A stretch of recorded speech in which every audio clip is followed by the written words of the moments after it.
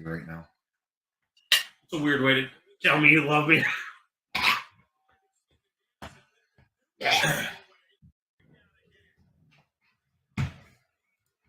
You guys put a stoner in charge of passing out candy. And those kids had awesome costumes. This is like, okay, so here's the deal. This is most people handing out candy. Oh, here you go. Oh, here you go. Oh, here you go. Here's okay, here you go. What? It's Halloween. I want kids to OD on chocolate. I don't want to get political. You're the kind of person that would make somebody relapse.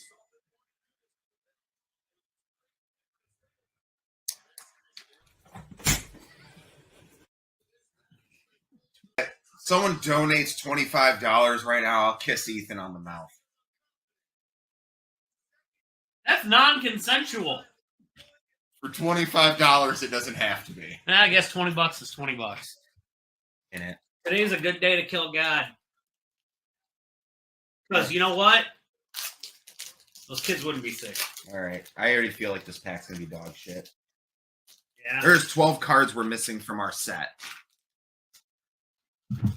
We got a Sonya Deville on my end. I don't think we had Ricochet. You don't think we had Rick O'Shea? Yeah, Bobbles. And another go. So we have another one of these. All right. Let's see. What do we have here? Cedric. Boogs. You got to be fucking kidding me already. Lacey Evans. Okay. All right. What do we got? Flip it's it so white. We can't even. Flip it over. Oh, we got a redemption card. Oh. Well, that's kind of disappointing. It's a Ginny redemption. All right. Let's see what we got here. We got a Stone Cold Steve Austin. Hell yeah, brother. Oh, AJ Styles. We needed him. Yep, so. We didn't have that one, so that's down to 11. Ooh. Well, hey, howdy ho there, buddies. We have an NXT card here. All right, so I'm just gonna pull this one from the back. It's a fucking autograph. Fuck. And I just saw the name. All right. Fuck. Okay. Fuck it. Let's rip. This is the best. These are the best two boxes. Oh shit. Roderick. We got a Roddy Strong auto. And wow. a Duke Hudson NXT rookie card. Oh my god. Oh my god. Oh my god. He's one of my. Oh my god. Oh my god. Oh my god. It's not numbered, but it's fucking Roderick Strong. We got a Roddy Strong auto. That's fucking sick. Oh, this is our 6th autograph. All right. My first draft pick in the 2006 WWE draft. Where is he?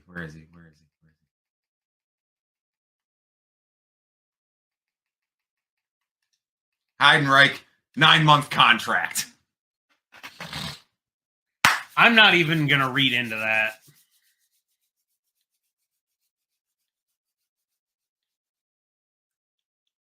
I am going to take my next because I'm going to have a women.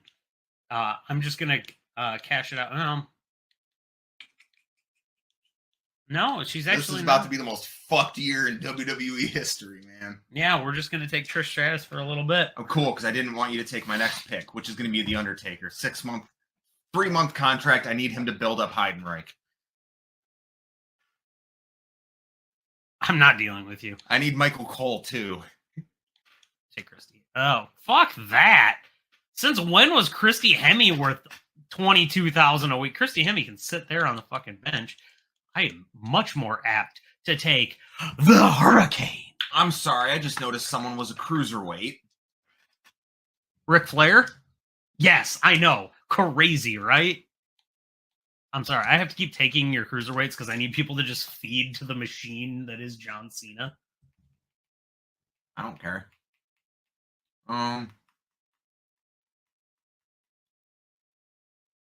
Kerwin White.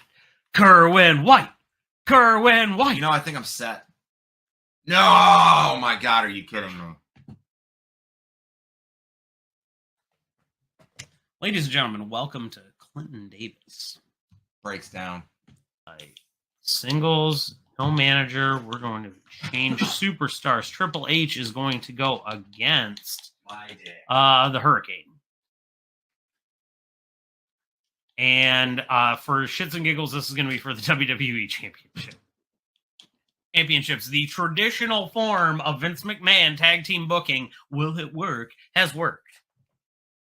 Tori Wilson defeated Lita. Okay. Kind of saw that coming. Kurt Angle, Eddie Guerrero. Okay. So we have the building of a good rivalry. Good rivalry. Eddie won last week. Kurt wins this week. Randy Orton versus John Cena. Big move. Hurricane won the WWE Championship. He's a dual champ. Is he in the main event for a title tonight? No, he's a dual champ, though. He's the Intercontinental title champ. We have dual. Here we go. Backlash. Beforehand. Stadium Stampede. I wish that was in this game.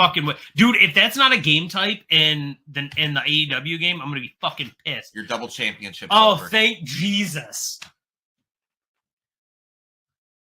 Triple H defeated Randy Orton, last man standing. Eddie Guerrero defeated Kurt Angle in a hardcore match. Okay. Her strategy, she knew women's champion. No, she retained. Oh, she did? Okay. Yep. Kane defeated Snitsky in a baby on a ladder match. Yep. Well, unfortunately, they're both still tag team champions. Oh my God! How is this happening? What the fuck is going on? How is the Hurricane? Dog. What? Surprise. Ladies, hide your couches, hide your ottomans, because Clinton Davis is coming.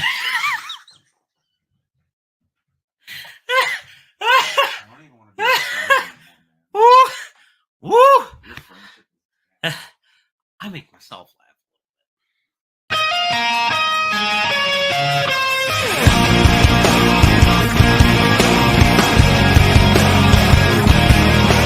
I can't see my fantasy, I'm so consumed in bed. What I see takes over me, I'm blind beyond repair.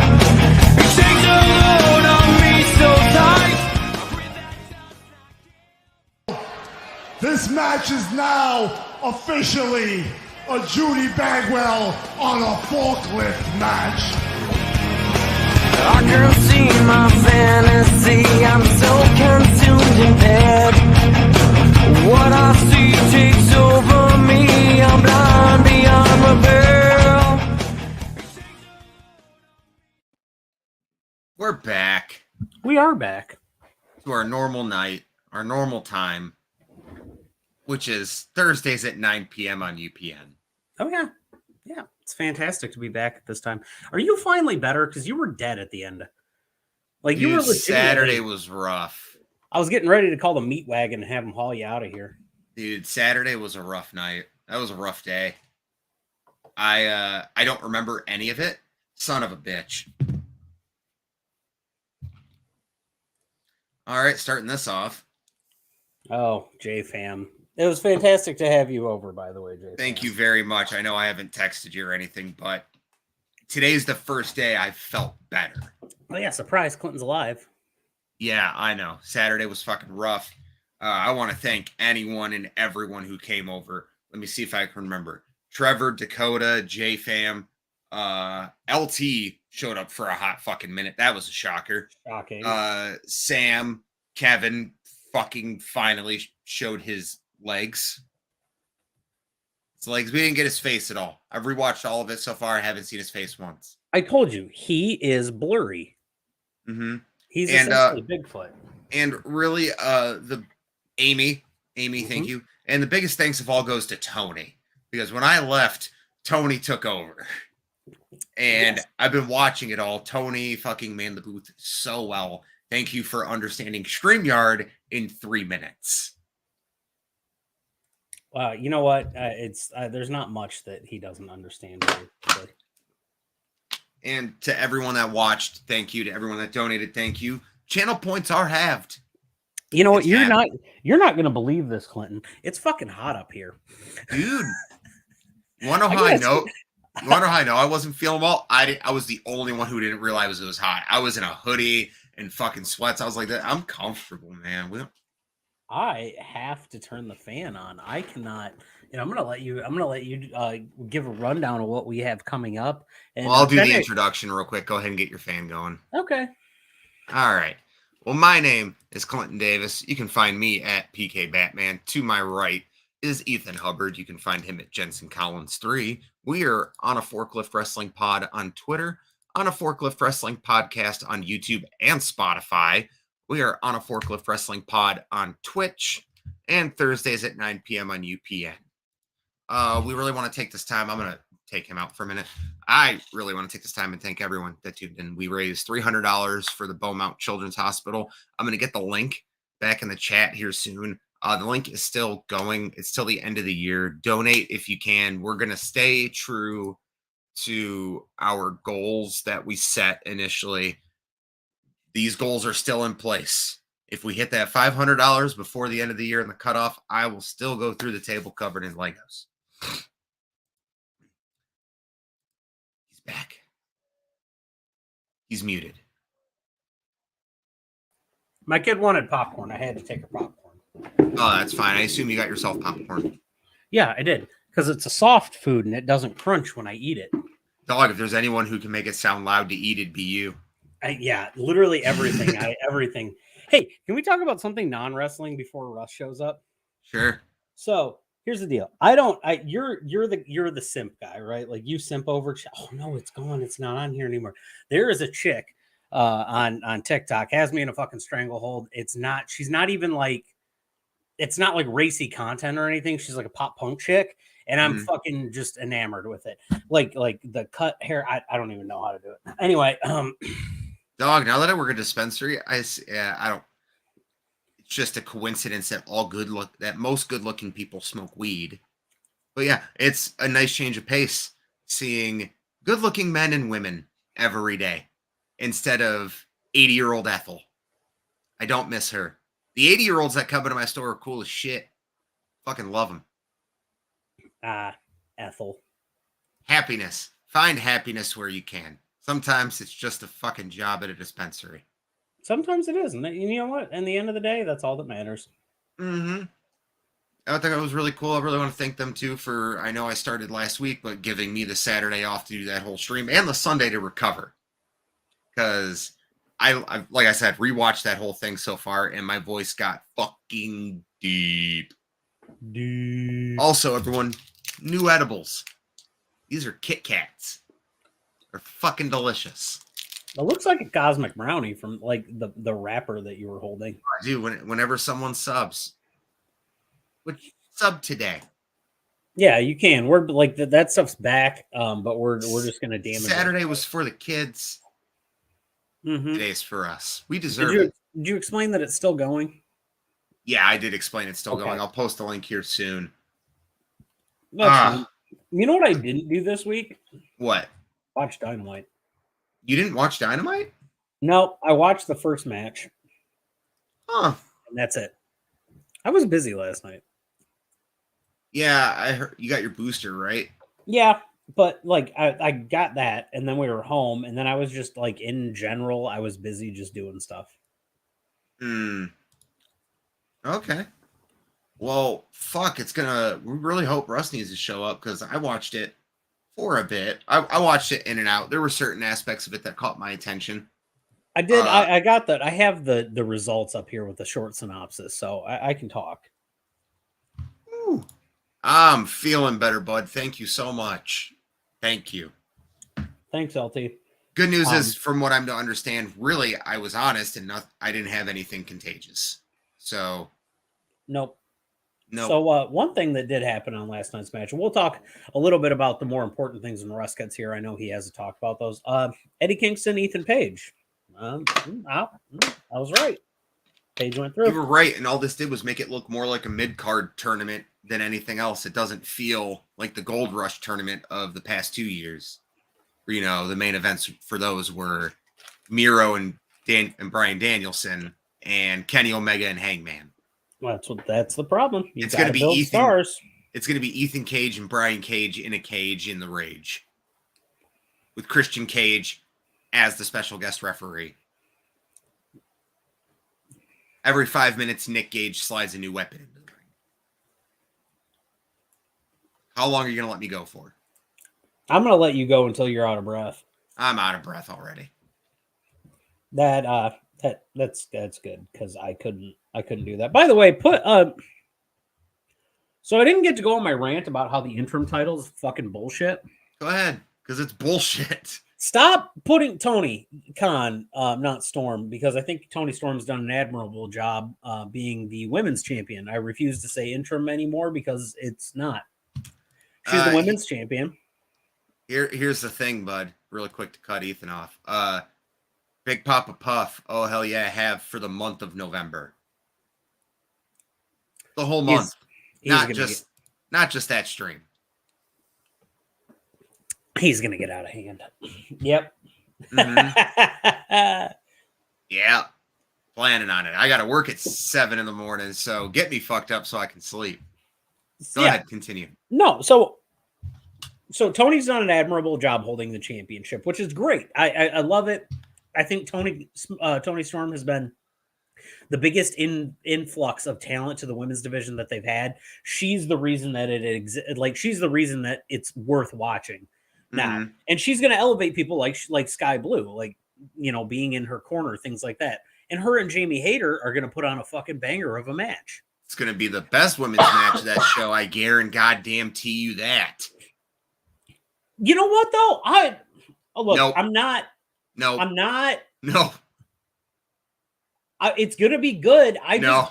What? Listen. What do you think I'm going to say? Which match do you think I was talking about? There's 3 women's matches on the card. Jade Cargill and Nyla Rose are going to kill it. I know. That's what I was saying. They're going to go 8 minutes. They're going to go 8 minutes if they're lucky and fucking kill it. I think that's going to be a fantastic match. Yes. Tony Storm and Jamie Hayter are going to have the best women's match on the card. Without a shadow of a doubt. I want to say that as long as there's no stupid interference on it. This is the one, like the other one, you know, there's going to be interference on. Yeah. Can my eyes get any white? Fuck, no. Hold on. Yeah.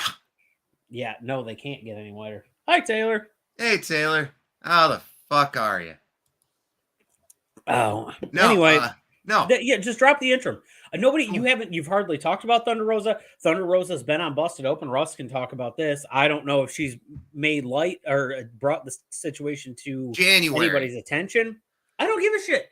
Then that's January. That's still 2.5 months off. No, I agree with you. Drop the interim. Drop the interim.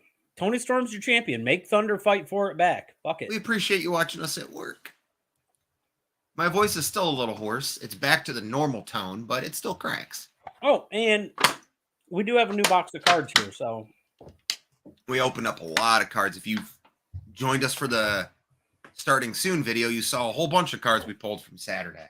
I think I got 2 of them here. Oh, I got the Roddy auto. And then I have the Braun Breaker tie-dye, which is actually might be one of the coolest looking cards we have. Yes. These tie-dye prisms are fucking sick. I'm like stoked about that. 17 out of 25. And in 120 days, we're going to have a Ginny something out of 10. Let's hope that Panini pulls through. Yeah. But yeah, no, you have your rant. I think this fucking Soraya, if I'm pronouncing Soraya, I'm sorry. I want to get her name right. I don't want to be an asshole. FKA Page. Yeah. And Britt Baker is going to be hot dog shit. By far the worst match on the card. I'm not looking forward to it at all. I didn't like Paige in the WWE. The only time I liked her was when she took the belt off of someone. She had a great run in NXT. Her main roster run was lackluster at best. Feud with Paige, shit. Paige on the mic, shit. Fighting with My Family is pretty good. Good movie. Good fucking movie. The best movie about Paige. Mm-hmm.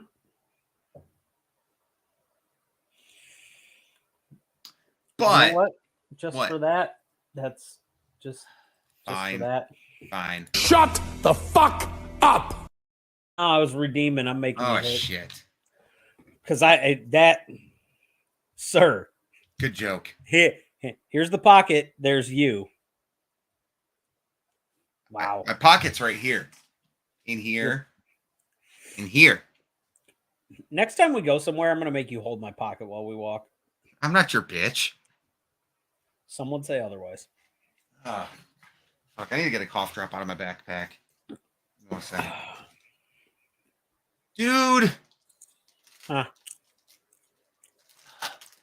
Can you guys fucking stop? I'm not sure what you're talking about. I've Stop. never seen it in my life. This is out of hand at this point. No, that's in your hand, actually. If you could find a way to make smell-o-vision happen to where shit came out of the screen, I'm sure you'd throw that at me. Stop. Please. I have talked to my therapist about this. We must talk about the ants, Clinton. I just assume your therapist is Freud. I almost clicked end podcast by mistake. Did I tell you that Joel said that if he goes for his doctorate, he wants to do his thesis on you? Why? Because you're an interesting dude. My therapist said that too. Well, he hasn't quit yet, so. Says I'm his most interesting conversation of the week. I don't know how to take it. Anyways, no, I'm not looking forward to Britt Baker versus Soraya at all. I got no use for it. I'm not even super hyped about this pay-per-view. The fact also that about it. the fact that Soraya is also going to get pushed into a title picture when she can only wrestle once a month. You know, hold on, because some people could argue about MJF on that same status. Not that he can't, but that he does. There's a difference However, between a character. Like, she has to be a heel if she's only defending it once a month. Mm-hmm. And they're not going to turn her heel. No matter how many times she goes in and goes, this is my house. This is my house. This is my house. I'm bringing the revolution. It's just never going to work for me. The only feasible thing that you could do with her is essentially turn her into Britt Baker. Why do we need two Britt Bakers? And I don't know. I take whatever I can get nowadays. She works in the social work field, so trust me. That's well, him and I talk about wrestling. I like. No, we don't need two Britt Bakers. We have one Britt Baker, and she's not as good as she used to be. No. So why do we need a second one?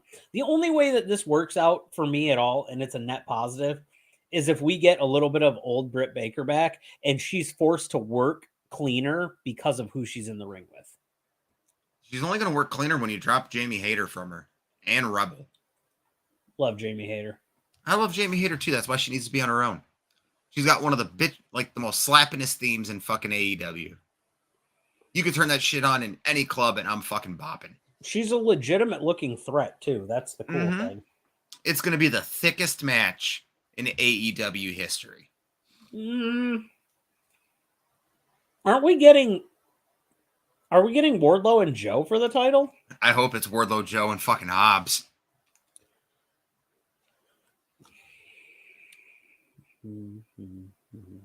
Is it BMMSM? I believe that's the acronym. I don't care. I just want big meat. meaty men slapping meat. That's all I want. I want to see those three men slap the shit out of each other. That was exciting about Dynamite. I was like, oh, great. A Wardlow squash. I haven't seen a billion of these. And then Joe chokes him out. And I was like, yes. Thank the Lord. I like Hobbs. I think Hobbs is doing great work right now, especially because I don't feel like they're giving him a lot to work with. Yeah. So, also, we haven't talked about this in a long time. And I kind of want to talk about it. I want to ask Russ when he pops in finally. He's casually late per usual. Is he in the chat? No, not yet. But he said that in the chat. Anyway, I don't need Lance Archer anymore. No. I'm done. I'm done with Lance Archer. I fucking don't. Like Why? he's beating up Ricky Starks, and here's my problem: Ricky Starks should be your future. The Ricky Stark revolution, should win the whole goddamn thing. the revolution is televised, I'm bringing the revolution. and it's televised. So why is Ricky Starks not like he? That's got to be the thing, right? Like that's got to be the finals. Ricky Starks, Ethan Page. It's the only one that makes sense to me. It's the only one that makes sense to me too, because you put Ricky Starks in the best place possible. I would rather put Brian Cage in the fucking 3-way for the No. TNT title. But here's the thing. So this is all for the world title at Winter is Coming. Ricky Starks and MJF is be a fucking banger on the mic. I would need to watch that match alone. So There was he- one set this week from TV that I'm glad I was home alone for. Asuka and Io screaming at each other in Japanese. I don't know what the fuck happened, but I was like lying in bed like this. And then those two started screaming at each other in Japanese. I went, oh. Hello. oh, I think I need to take a visit to my favorite websites. To the hub.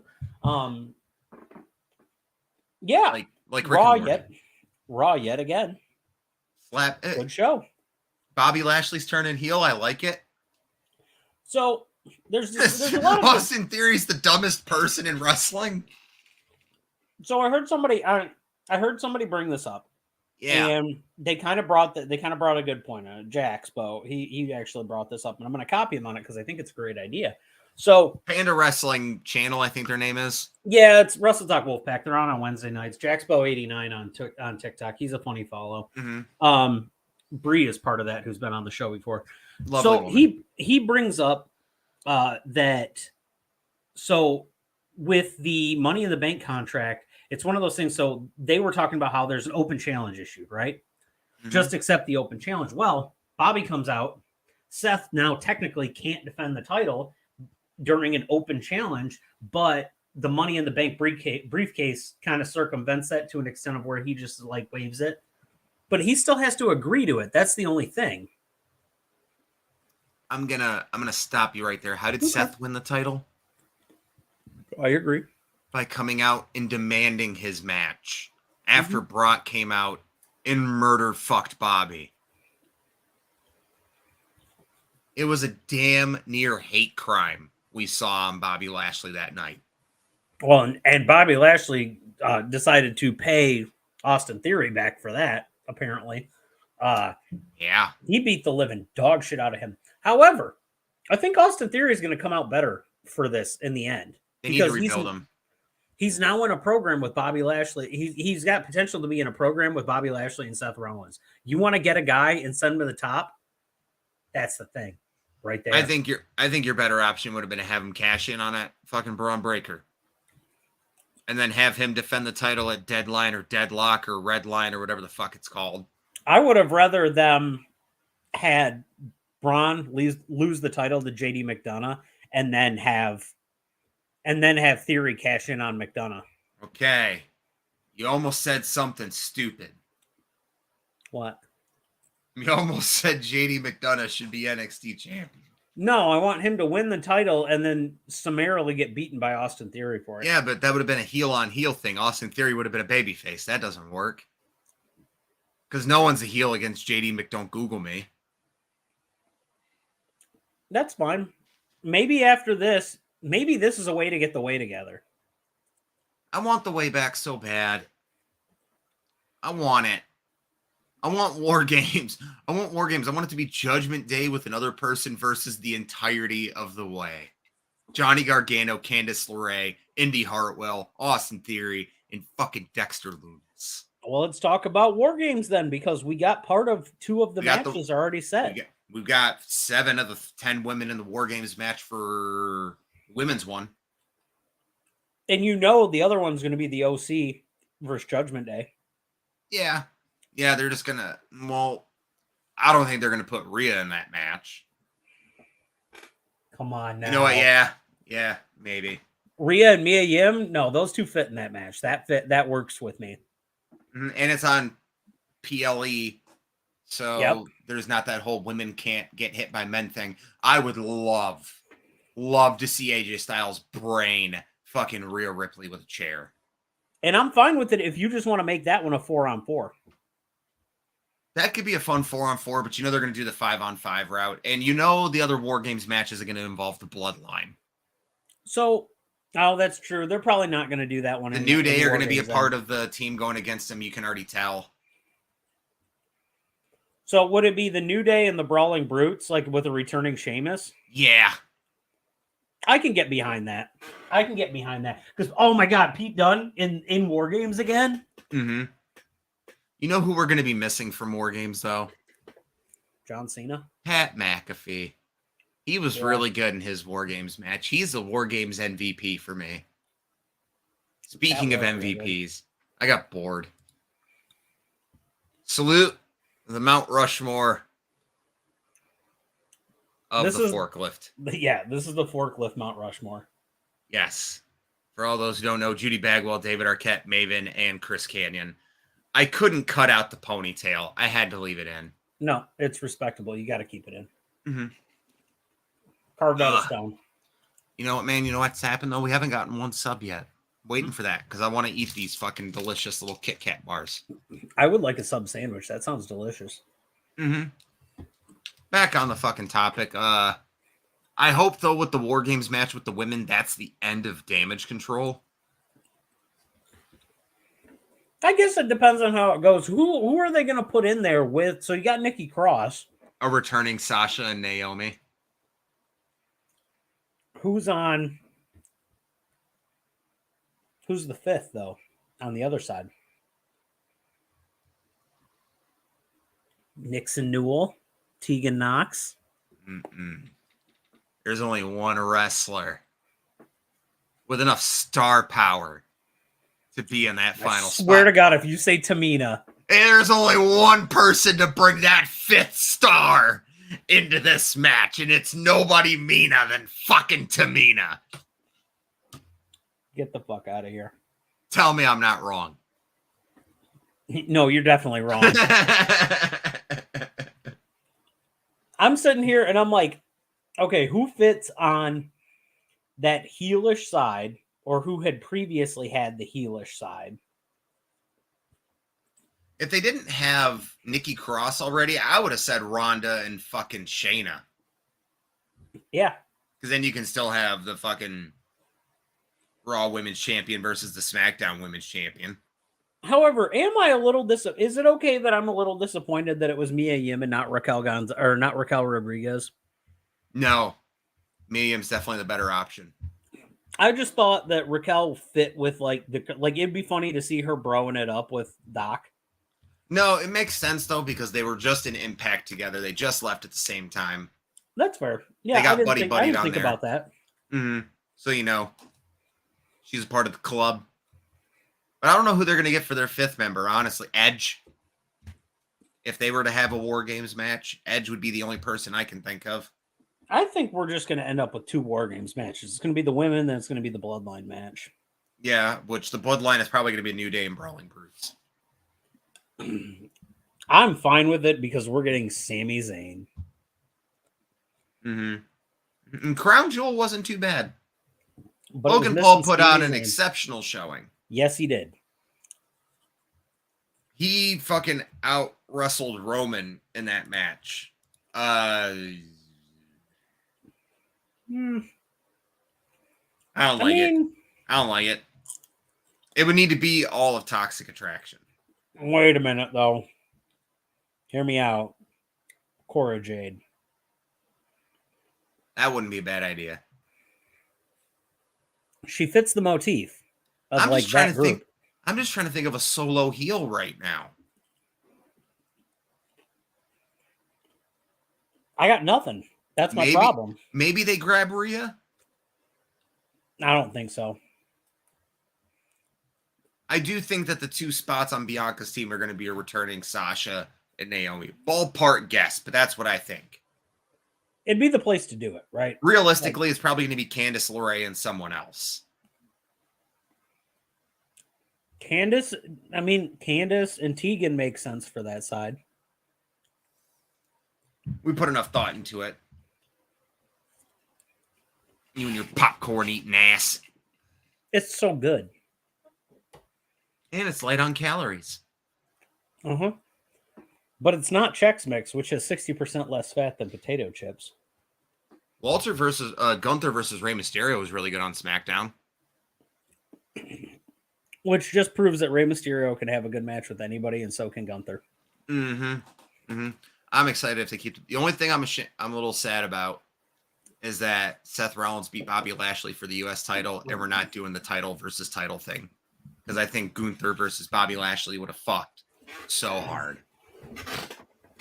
So I got to thinking, Oh, and shit. I was like, so book a dead superstar versus a current superstar, and one that really not like currently alive, but actually currently active on the roster, and one that I would have liked to see: Gunther, Eddie Guerrero. I think it would have been a better version of the JBL matches, which were solid.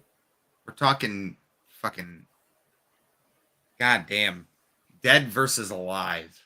Yeah, it's a thinker. While you're doing that, I'm going to open this up. Oh yeah, go ahead, open a pack. We had such good luck. So these packs don't quite have the same. What the fuck is my little knife thing? These packs don't have the same like cuts in them or like stuff, but that's okay. They've got more cards. J-Fam with a good one. Yes. Mm-hmm. Not dead, but definitely retired. I would have liked to see Arn and Ole versus FTR. This might not be my like dream alive versus dead match, but I think this would be really fucking good. Doesn't have to be dream. Just could be LA Knight and Macho Man Randy Savage. That's enough. My other one would be Piper MJF. Yeah. I don't even need the match. Just let them talk. Oh my god, it's so loud. Oh, look at that. Jesus Christ. Yeah, they thick boys. Boca Raton. All right, I'll give you the big screen so you can open one of them up. All right, so these honking bastards, there's 6 packs here. And per usual, we're going to go with number 3, doing it for Dale.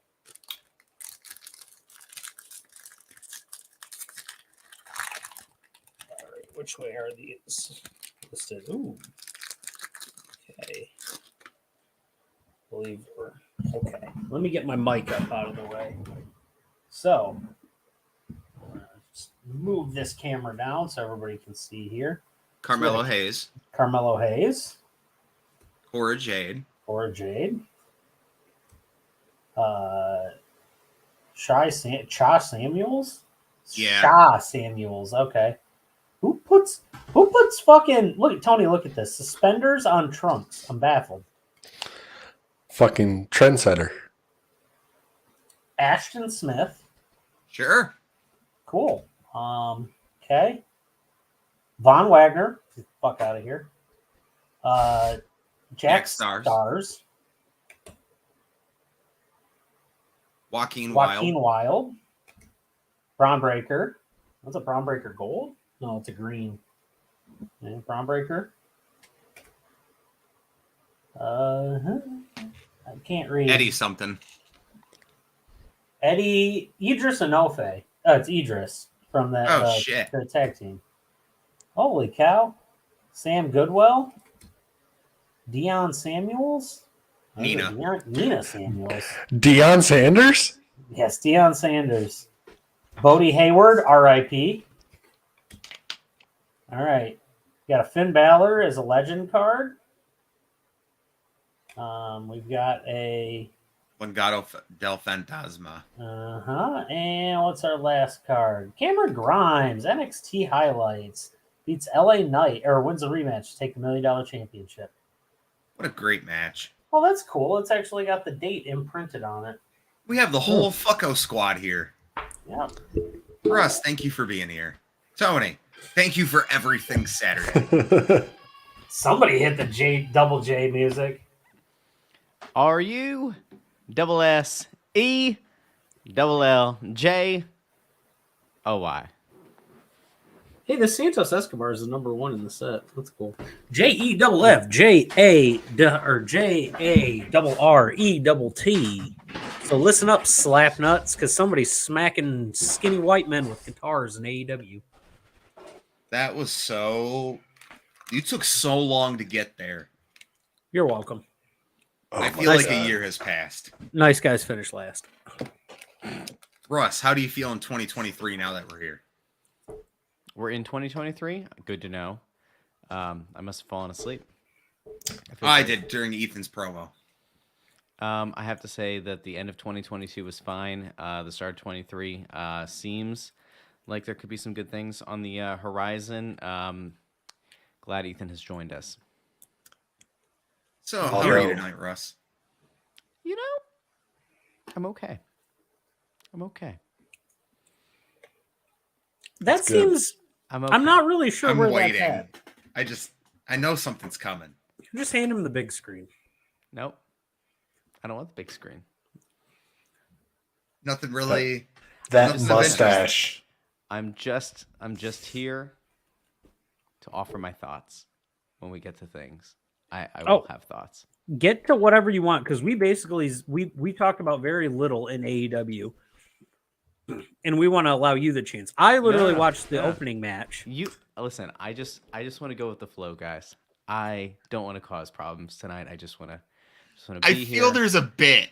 There's got to be a just- bit. There's always a bit. There's no bit. Okay, so let's just start from the top here. Russ, how did you feel about the opening match on Dynamite? The 8-man tag. Yeah, Thought it was fine.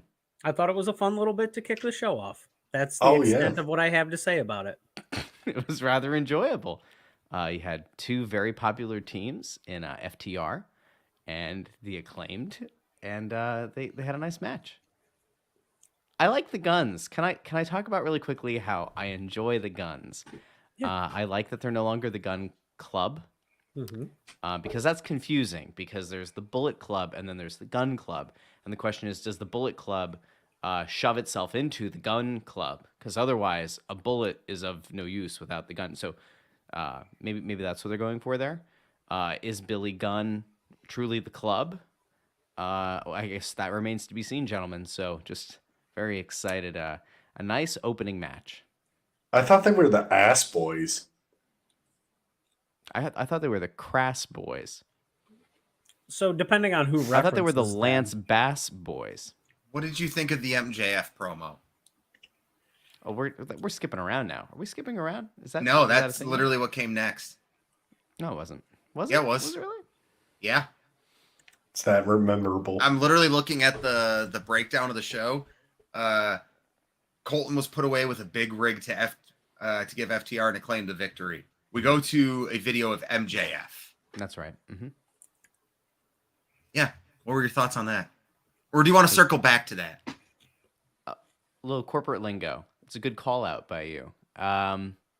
We can come back to that, or we can talk about it now. It's your show. I'm just here. We're You know just what? trying to get a level of synergy here.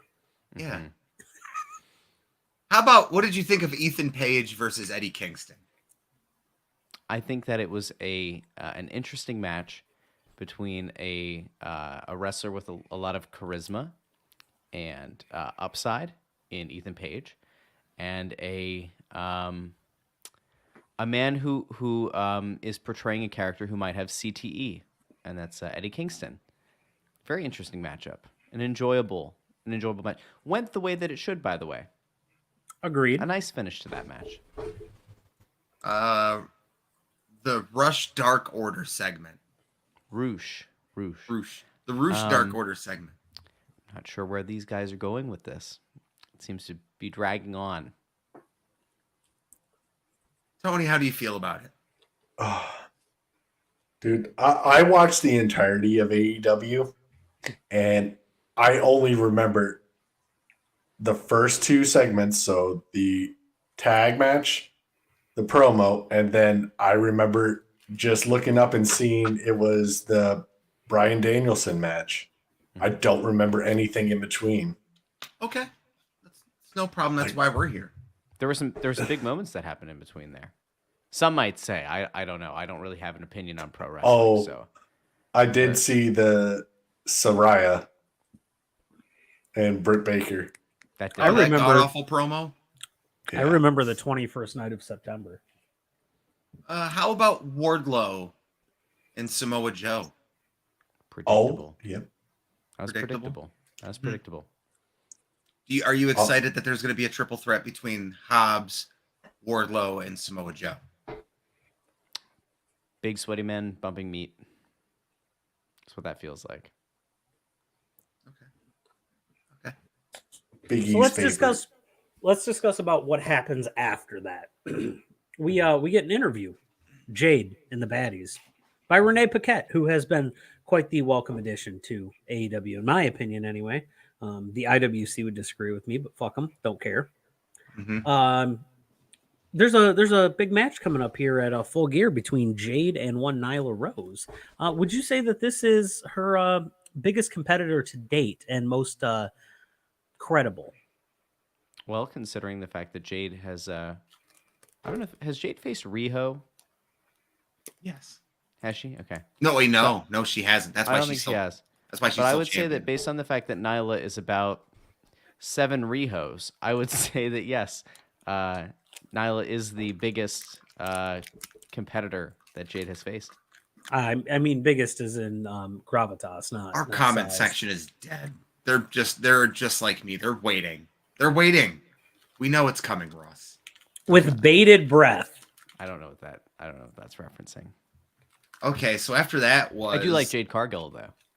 After Very that excited. was the I'm excited to watch her send Nyla Rose from post to post, coast to coast. next Space we go Ghost? to the Britt Baker and Saraya promo. What are your thoughts on that? Well, Britt Baker cut a very nice promo, very enjoyable. And then Paige tried to make a revolution, and this is the problem with a revolution. I knew it was coming.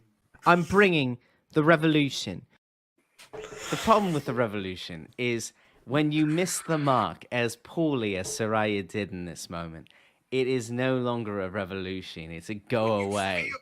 It's not a revolution. We want you to take a revolution in the ring and walk back out and perhaps rethink this. It was horrible. You want the bit? Here's a bit, okay? This was a horrific segment. Awful. It was great for Britt Baker. It was great. Britt was awesome. What's this pointing? I'm pointing down to you because that's exactly what I said earlier. Britt was great. Britt can do no wrong. Unless you're Thunder Rosa. Britt can do no wrong. Britt at this point could light a small child on fire, and AEW fans would cheer for her. She could light the Ku Klux Klan on fire, and the fans would cheer. Oh, everybody would. I would. I mean, I think most people would pop. There are some people who would not, but they would still pop for Britt Baker in that moment. The thing is, like, she can't do any wrong. But Charlottesville, the Virginia. flip side here is Saraya, who I have no buy-in for, who came out and cut a horrific promo. Where'd Clint go? You know, this guy. Saraya cuts a horrific promo her first time on the mic, if you remember, where she's just kind of like all over the place, notes how nervous she is, the works. Mm-hmm.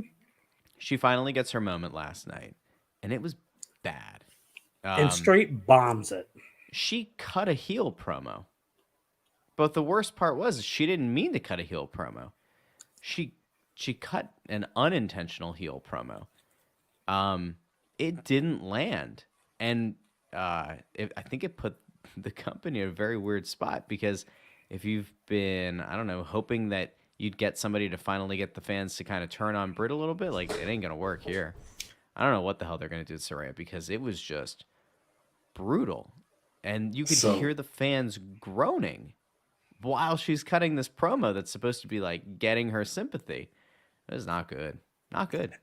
If any good comes from this, it should wake up Tony Khan to script out some more promos because just shooting on the mic has already caused so many issues. Hangman Adam Page, CM Punk.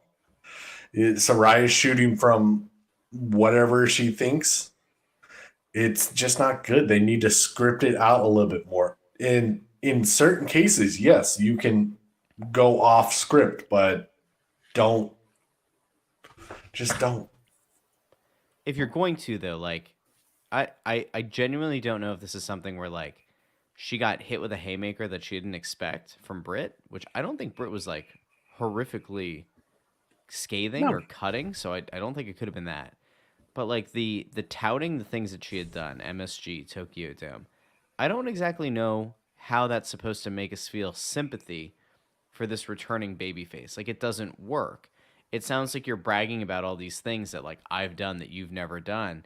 And like by the way, the whole way that she started it by saying like Britt was handed this position, like correct me if I'm wrong, I don't remember Britt Baker coming in with like herald trumpets as being No. like the savior of the women's division. Like I'm She was pretty sure hated that at first. She was Like, I'm pretty hated, sure- and when she was out with injury, she was still on TV making appearances, building that character. The Yeah. dumpster bits, the riding the wheelchair to the ring, the Tony Schiavone stuff. Britt the did dentist office everything. thing with Big Swole, right? When she Uh-huh. had the thing, like when she had the injury, like that was horrible. And if that were going to be an honest criticism of either of these two, well, it's of Saraya, isn't it? Because who was asking for Saraya to come back to wrestling? Who is the one who was responsible for signing her? It's Tony Khan. Like that just it was strange. There are so many parts of like my brain was just kind of discombobulated. And I had a moment where I'm like, am I just missing the point? Like was this meant for somebody who has followed Saraya's entire career as Paige? And like, did I miss it? Because No. I wasn't a fan during Paige's time. So I don't think you did. I don't know if I like is this like when Clint says the name of like somebody who was in like some random promo or some random like promotion in like the South Pacific Sea, and I don't know who it is, and then he's got like 40 different layers to this like Dark Souls manuscript. You know, I've like said before, her run as Paige in WWE was this. She was great at NXT. She had a shit run on the main roster. It never amounted to anything other than I think 2 Divas title wins. She had one of the worst fucking storylines I can recall of the past decade of trying to involve Charlotte's dead brother. I can't remember which one it is. Reed. Reed. Yeah, and that shit. And it's just nothing for Paige outside of her run in NXT has ever clicked for me. So she's Andrade, is what? I'm just kidding.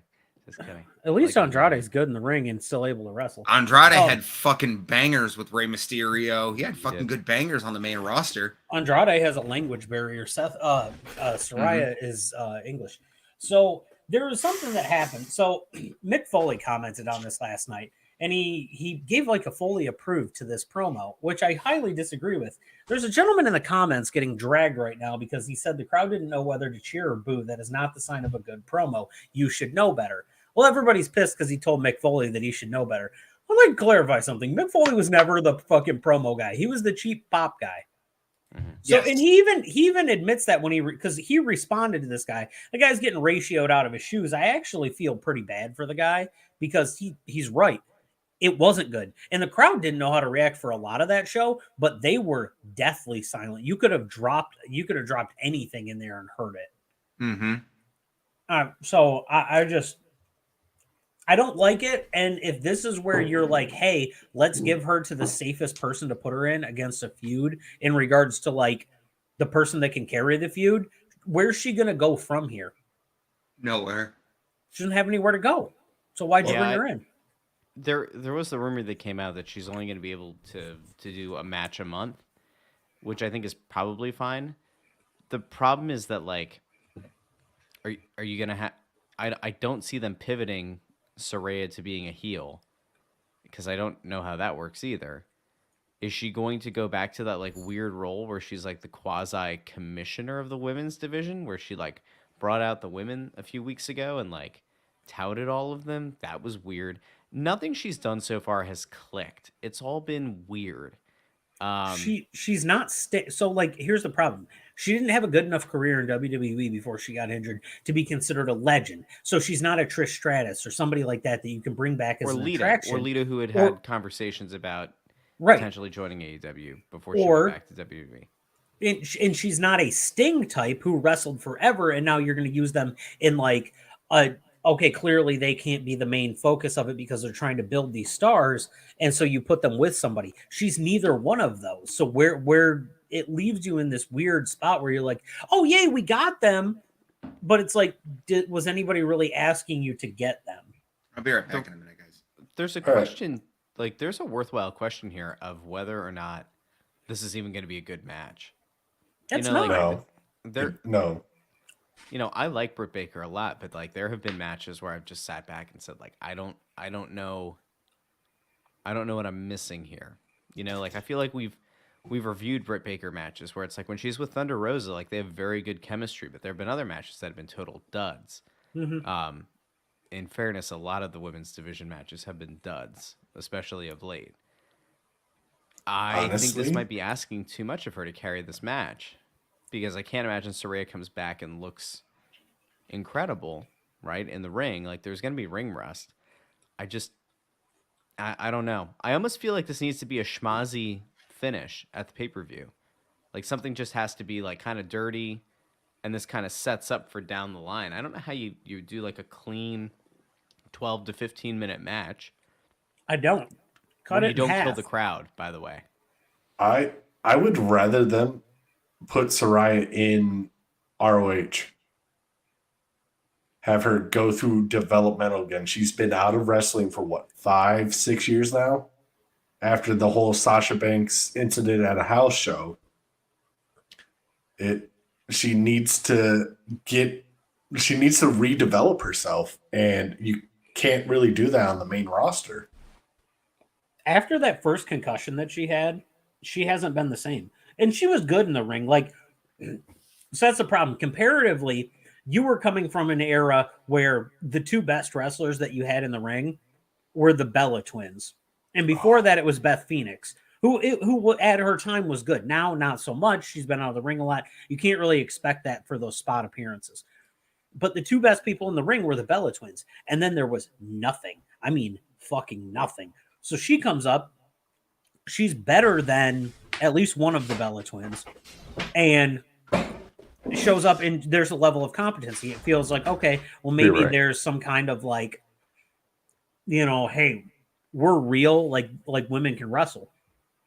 But then you get your Becky Lynch, your Sasha Banks, your Charlotte, your Bailey, and you go, oh shit, they are heads and tails above what she brings to the ring.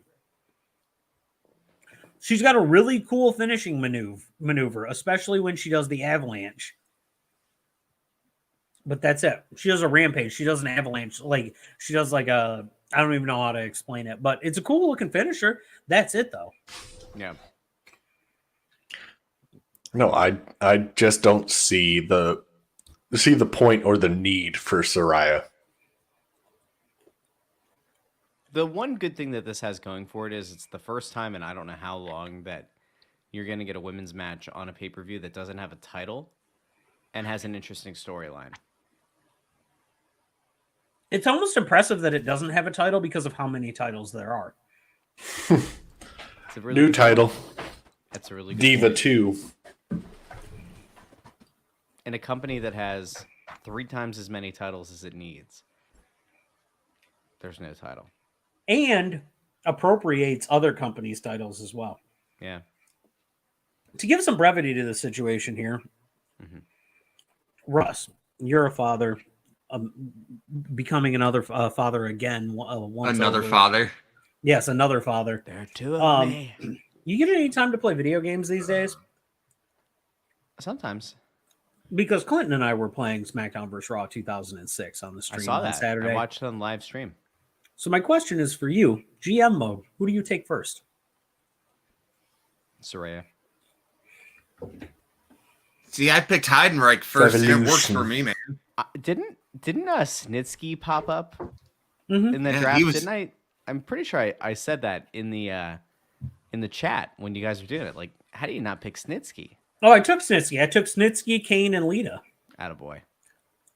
Well, I took Heidenreich, Undertaker, and Muhammad Hassan. Clint, question for you. Yeah.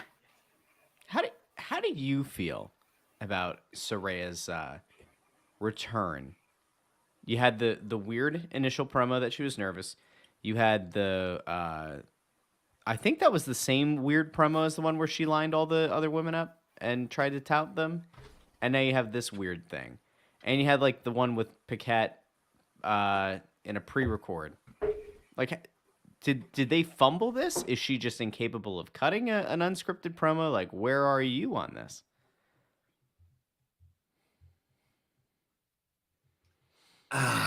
Okay. I don't like her. I'm not a fan. I haven't been.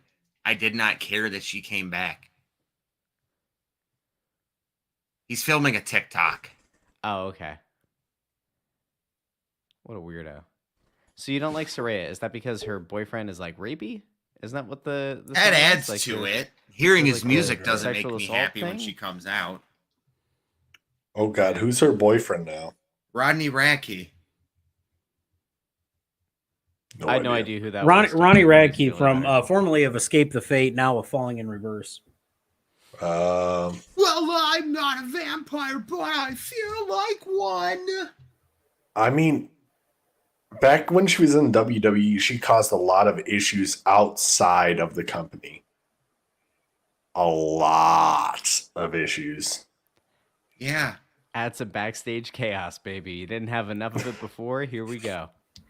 Hey, why Just- not put more problems Guess in? what? What Next if you year, put All Soraya? Out Hold on. What if 2023. Soraya takes on Britt Baker, and at the end, Thunder Rosa comes out and gets involved in the match and costs Britt Baker the match, and then Britt Baker challenges Thunder Rosa for the title, but then Tony Storm comes out and says, "No, this is my title right here because I've been here the whole time," and then you get Marina Shafir comes out and she says, "You don't know me," and that like you could have all the. This is great. I love it, guys. Okay, so you stopped me. You up until the Marina Shafir comment, I thought it was absolutely smashing. Is that Nigel Thornberry? Yeah, a little bit trying there. Yes. Yeah, Smashing. bring my capers. Anyway, Puppet. yeah. Squidward. Yeah, And Squidward. so I'm not opposed to something like that going down. I just don't see how you get there and why it takes that way to get there. This match just feels disjointed. It feels out of place for me. It doesn't feel like it should be where it's at. You know what this actually is? This is Tony Khan trying to book a dream match, Mhm. or what he perceived to be a dream match. It makes no sense. This is Tony Khan. Oh my god, I can't believe I almost said that. Go ahead. What were you gonna say? No. Coward. Nope. Coward. By the way, Russ, we have to tell you something. No. You are no longer the only champion on this stream. Hmm. Ethan is the new. I won. Ethan is the new Jordan North on the Forklift crossover champion. Where's He the won belt? Halloween trivia. He took the title from Jordan. Where's the belt? It's in spirit because it was Halloween. Possibly in the post. All I was gonna say was just Tony Khan was deciding that he wanted to try his hand at cosplaying as somebody whose name rhymes with Mad Braddocks. So, Oh. Tommy Maddox, the yes, former Steelers quarterback. yep. Greg Maddox, former Atlanta Braves pitcher. Sure. So Maddox, the guy who wrote the book, The Alphabet of Manliness. I thought that was Aesop. Maven rhymes with Taven. Isn't Taven part of the kingdom? Is Adam Cole coming back? Adam Speaking Cole of the Stocking? Taven, one half of the greatest tag team in professional wrestling history, Ethan's favorite. He won't shut up about Matt Taven. Fucking hate Matt Taven. He loves him. So what happened after the revolution of Soraya? To be honest with you, I checked don't out. know. I came back when I saw Jamie Hayter versus Sky Blue because, well, that's just good television. Allegedly, we're getting teases of a trios match at Full Gear. And Russ is just going to implode on himself. I don't know if it was the trios match or the fact that I Jing simped. Hater Sky Blue. Dog. So I think good it was to the watch. trios. Yeah, rumors of the Elite returning to face Penta, Phoenix, and Pac. Hey, Russ, that double that champion bastard. for Pac lasted pretty long, huh? I don't think he wants to talk about that. There was just really quick. There was another trio that was like teased a week ago with a video package about like coming back from the dead, and there was been no mention of them since. No, it's really unfortunate too because that was a very good vignette package. You had Malachi, Brody, and Buddy, and Julia Hart holding the whole thing together. No mention. Which who fucking thought? Who thought in 2022 at the beginning of or at the end of 21 when she's the cheerleader? Who thought at the end of 22 we were going to get Julia Hart holding the House of Black together and doing well? May I add, she's really taken to that role. I appreciate that. I wonder if they're setting that up for like after Full Gear. Are they gonna show up at the end of the match? Yeah, have the Elite win and then have fucking House of Black come out and murder him. I just don't want Malachi Black in a trio. I want Malachi Black to like be like in the main event picture where he belongs. Like, am I wrong for that? Buddy Murphy think you're wrong goes for after it. the All Atlantic. Brody King goes after the TNT. Malachi Black goes after the heavyweight title. That, like, I'm so much more interested in that than I would be with a tag team or a trio. It's Tony Khan's booking. Oh. He doesn't see him as the top main event star, so he's just gonna book him in a trio. It's really unfortunate that he doesn't see him as the top main event star either, because Malachi Black has the look of like some supernatural voodoo type, like voodoo priest or whatever you want to say. He's got the hoodoo that you do, you know. But he's got the in-ring work as long as he's healthy, and that whole thing has the build. Like, you have the small, fast guy who's not even small anymore in Buddy. You have Malachi, who's just an absolute a great technician. He can strike. He's a great striker. And then you got Brody King, who might be the most intimidating man in AEW. Personal opinion, I think he is. Do you have him go up against like Wardlow? Brody King going against Wardlow? No, I want to see Brody King against John Moxley again. I enjoyed that match. I want to see John Cena versus LA Knight at WrestleMania. Oh, Echo. Did you see that John Cena's dad was at AEW?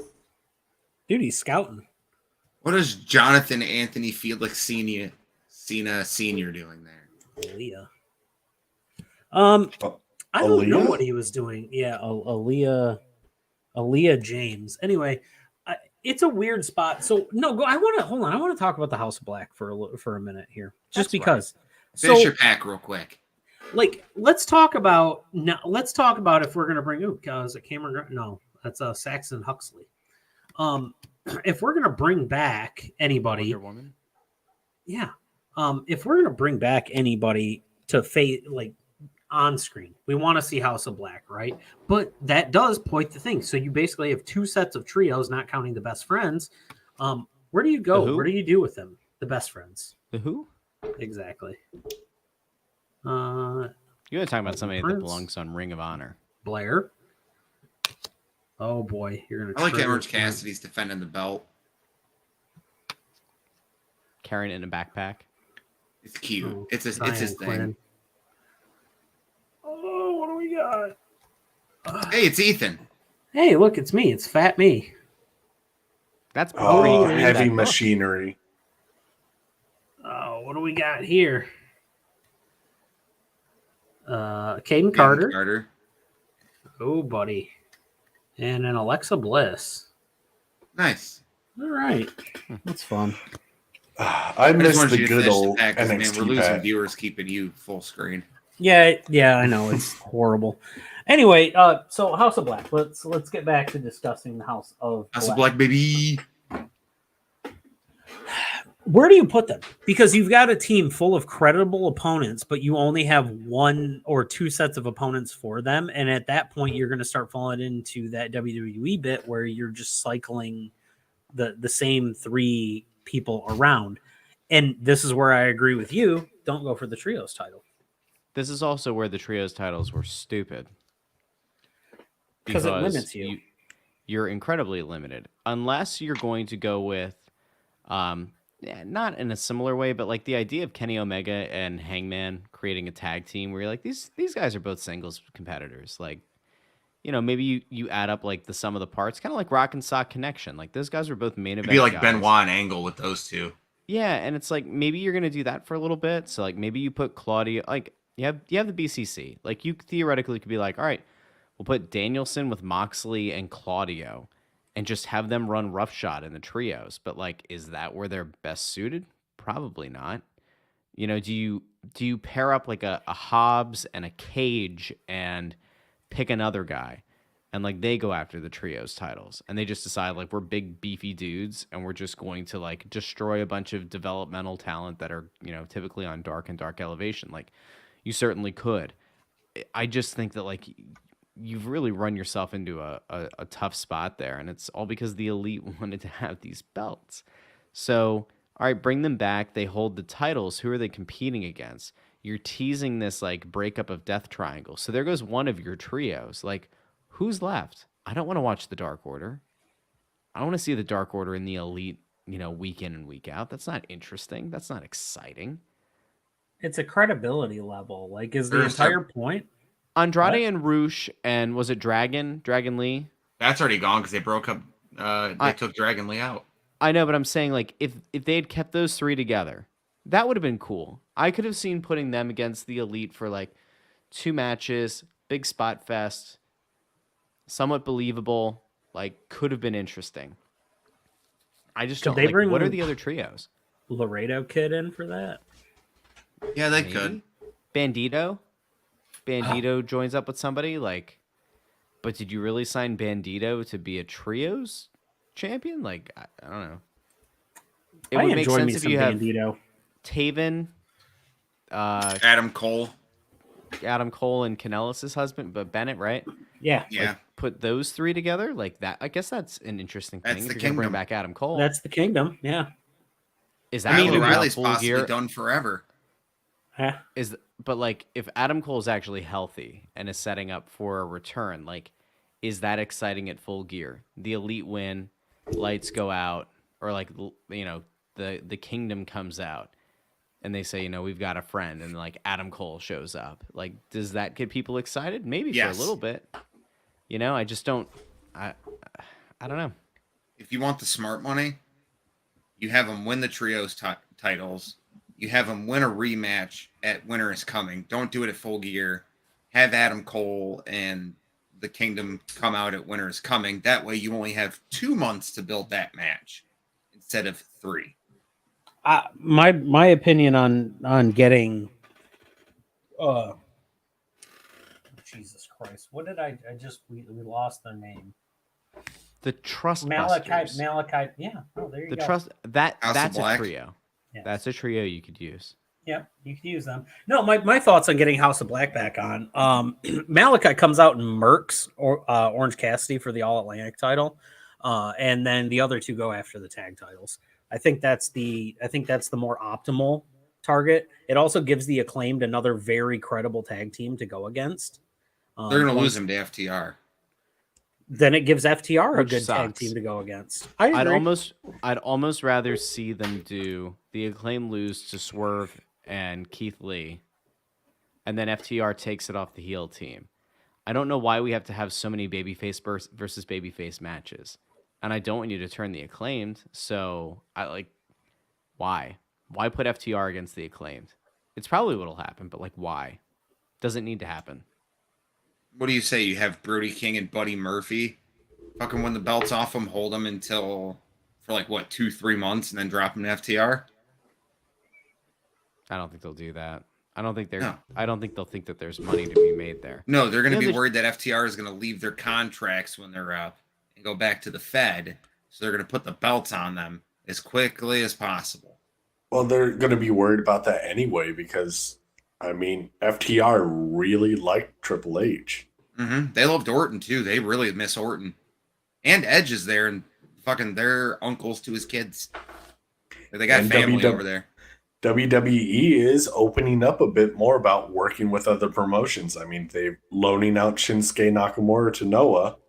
Yeah, that's awesome. Carl Anderson is going to go back to New Japan for his title defense. Mm-hmm. Which, I mean, that's all great. I mean, Trips is a smart man. Trips isn't dumb. Trips realizes that NXT was built off the fact that there were other promotions out there that he could take from. Was the next thing on the show the Moxley promo? Yeah. See, I don't remember the Moxley promo. What'd you think of that? What was said? It was solid. He talked, he kind of set the stage with the Regal piece of this. Regal's in the ring with him, and he talks about how when he was young, he thought he had it all figured out, and that, remember I like ripped the ear off the side of your head, like that whole thing. Like he tried to pick a fight with Regal, he got his ass kicked. Then he grew up a bit and he learned a bit, and then he picked a fight with Regal and kind of tore him up and gained his respect. The interesting thing is if you juxtapose this Moxley promo and the MJF promo that we have to get back to versus what happened with Saraya and Britt Baker, they are diametrically opposed. The Britt Baker Saraya thing, I don't think Britt was like disrespectful. Saraya was weird and like kind of seemed like she was tearing down Britt, which doesn't make sense to do. Whereas in the Moxley promo, he kind of gave credit to MJF and said, like, we want to see you fulfill your potential. We want to see you be the guy who can be the face of the company. Like, you have that potential. Like, he Moxley, even though I don't know if he needs to, kind of builds up what MJF is. And in the MJF promo, which we'll get to, like, he does a really good job of kind of building up Moxley as like this, you didn't have a lot going for you, but you kicked everybody's ass and like put in the work. So you put those two things together and it's like those guys kind of built each other up. And in the women's match, like not so much. I thought the Moxley promo was fine. I continue to lean more and more into the thought though that Regal is going to turn. You think he's going to go with MJF? I think can there's see a it happening. chance. So the way I look at MJF's promos, he Jengas a promo. He's like, I'm gonna pull a little bit of you out of here, and then I'm gonna set it up on top. I'm gonna build you up a little bit, but that top part's real weak, and the base is getting real weak. So then eventually, I'm gonna knock you down when you're not looking. I like that analogy. Good analogy. Ethan with a very, very rare good analogy. Can you imagine if Regal tries to align himself with MJF? MJF lets him hang around for a week, and then MJF turns on him and says, I didn't need you, Regal. Like, I just blew up your Blackpool Cuckold Club by having you fall apart. Like, by having you out of it, the whole thing fell apart, and I never needed you in the first place. And then it moves Regal into a commentary role where he and Excalibur, well, can spend some quality time together. I want to watch them fuck.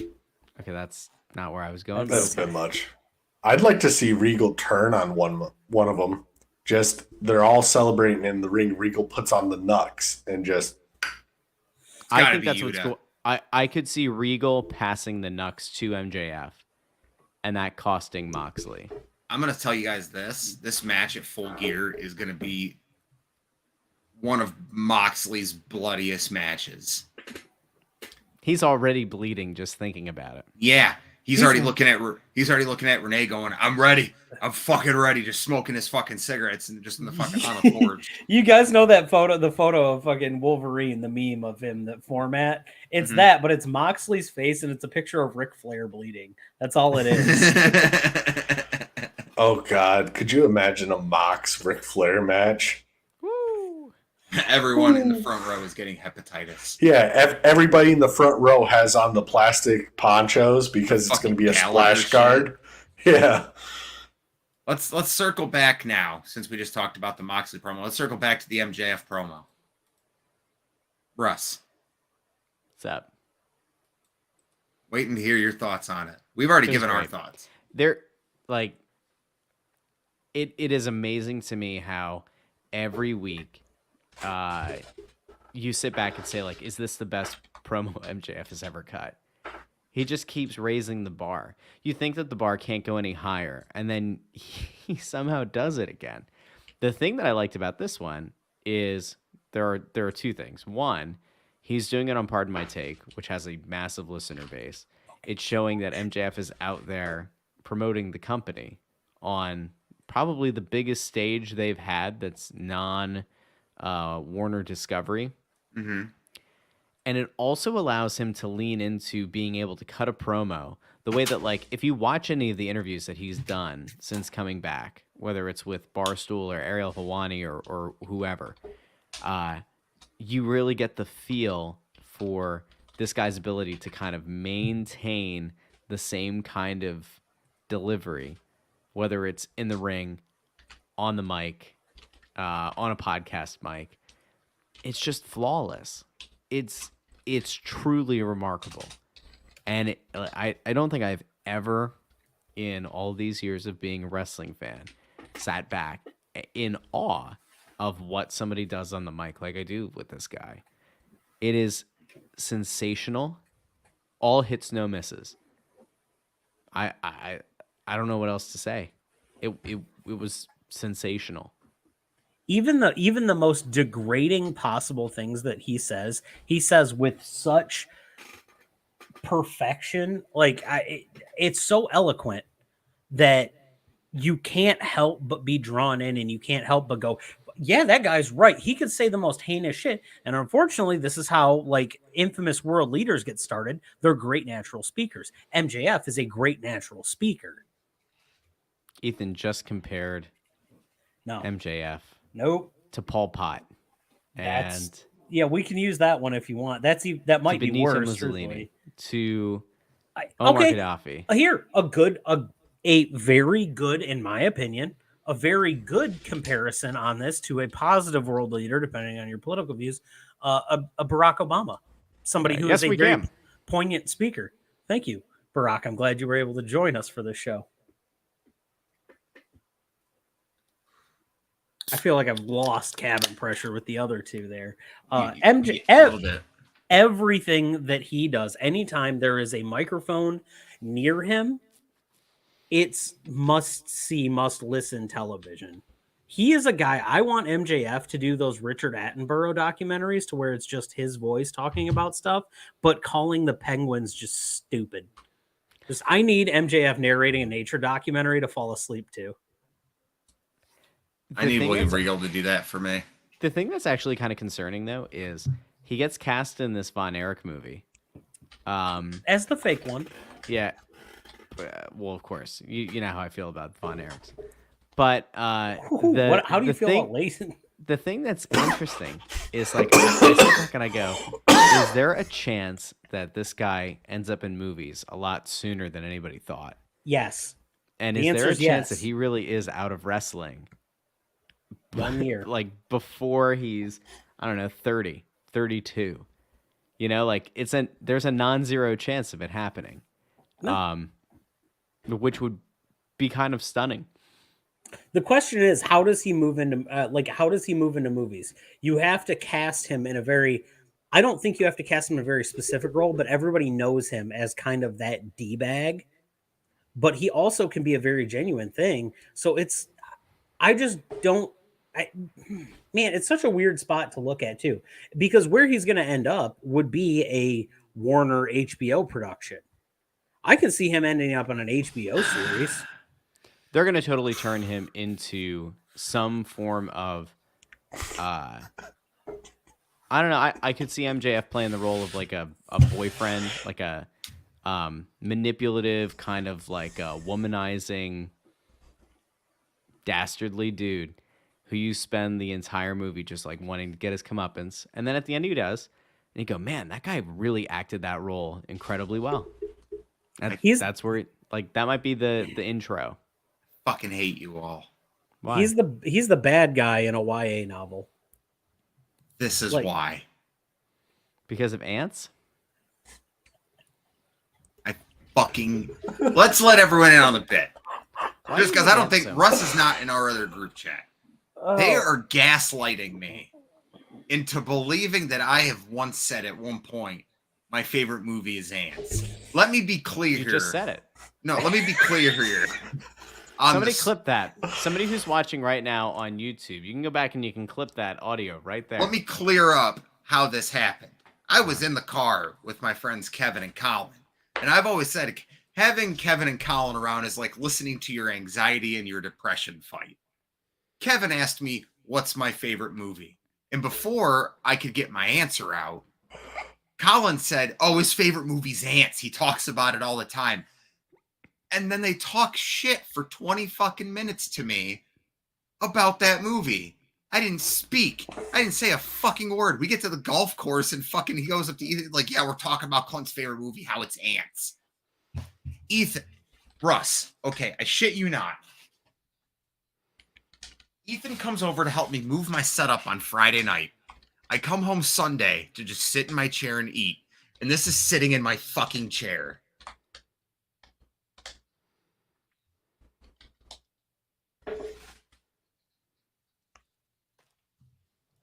How do I ban you? How do I fucking click your name? I'm going to end the fucking stream, I swear to God. Jamie Hader versus Sky Blue is exactly what you think. A lot of thickness. Is anyone else here now? Yeah. Oh, we've got hey, 8 Reed's people here. in here. Around a bit. So Reed's here. No, that's awesome. Oh that no, Reed's here. fucking Joy down there is fucking clipping it. So I'm happy that Reed's here. Reed, hey, I just want to give you a big shout out. Reed stuck with us until the end of the stream. Oh my God. So Reed stuck with us until the end of the stream. We were playing fucking Sporkle and all kinds of shit. Sporkle party, Sporkle party, Sporkle party, Sporkle. Oh my God. Well, I was dead. Clint's dead. He's gone at this point. Not even in the building. Man is just vamoosed. He's somewhere else. I tried to find an urgent care, if I'm being honest with you. No, no, Reed, don't worry. I'm not going to end it yet. So every stream with Russ goes 2 hours. It's just how it happens. I'm leaving at 10:30. I'll give you the login so you can cancel it, but I got to be up at 6. Well, we'll get another 15 minutes in. How about that, Clint? 10:35. Fine. 10:35. Okay. So anyway, yeah, Reed was on there. He was helping us. I believe him and LT were the last stragglers of the bunch that were around besides everybody that was at the house. So big shout out to those two guys. And LT was prodding me to go 24 hours. He was trying. Big shout out to Amy for the elbow drop. Didn't feel it when I was dying, but I saw it. Christ almighty. What a chance. Fucking cut to that fucking bit from Simpsons. Stop! He's already dead.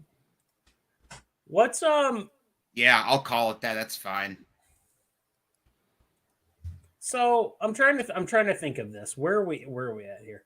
So what other matches do we have coming up? Because main we event. do have the main event we didn't talk about. I forgot we're talking about AEW still. Yeah, go ahead and talk about that. Hey, really quick. This is actually breaking. I don't know if you guys saw this on Twitter. Are you guys on Twitter right now? No. There's like a big bit of news.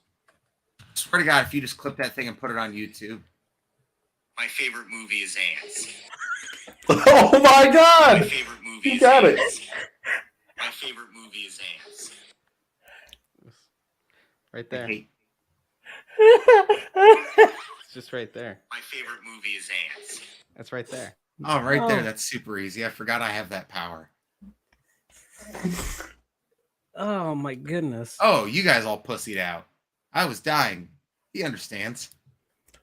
No, I was willing to go the full 24, but Sam and Ethan's like, I want to go to bed. We're stopping it. I'm like, okay. Yeah, I was. Dog, I went dead. as long as I could. I think I made 12. I made it 12 hours. My favorite movie is Ants. I'm gonna from now until the end of time, I'm gonna make sure I have that one ready to go. Oh, I'm gonna start. man. Okay, so when I got home with my PC, I got home with it today. I messaged the group chat. I was like, before I hook this up and boot anything up, did you guys change anything on my PC to Ants related? Because I'll delete the podcast.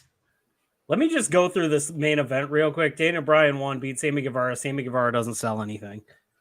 That is so frustrating, by the way. I don't know if I've ever been as angry in a main event. Well, I probably have. It probably had Sammy Guevara in it. But the Psycho knee, nothing. We're not registering anything. I have no idea. I've never seen it. Yes, he is in that. Yes, he is. I have to back up all of. I have to fact check for Clinton because he refuses to acknowledge that it's a movie.